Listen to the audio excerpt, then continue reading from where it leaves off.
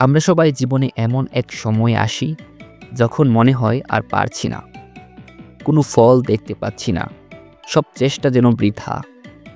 অধৈর্য হয়ে পড়ি আর ভাবি বাদ দিয়ে এসব। কিন্তু কখনো কি ভেবে দেখেছেন, একটা ছোট্ট বীজ মাটির গভীরে দিনের পর দিন অপেক্ষা করে।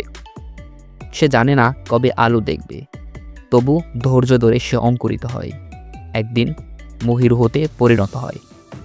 কিংবা জলের ছোট্ট ফোঁটা প্রতিনিয়ত পাথরের উপরে পড়ে, আর একসময় সেই কঠিন পাথরেও গর্ত তৈরি করে ফেলে। তাদের শক্তিটা কোথায়?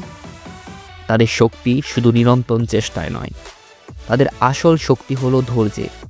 জীবনের সবচেয়ে বড় জয়গুলো আসে তখনই যখন আপনি ধৈর্য ধরে লেগে থাকেন। যখন আপনার মনে হয় সব শেষ, তখনই হয়তো সাফল্যের দ্বার প্রান্তে দাঁড়িয়ে আছেন আপনি। আর একটু চেষ্টা, আর একটু বিশ্বাস, আর একটুখানি ধৈর্য। তাই ভেঙে পড়বেন না, নিজের উপর বিশ্বাস রাখুন। প্রতিটি ছোট পদক্ষেপ আপনাকে আপনার লক্ষ্যের দিকেই নিয়ে যাচ্ছে। মনে রাখবেন, ধৈর্য হলো সেই অদৃশ্য শক্তি যা আপনাকে অজেয় করে তোলে।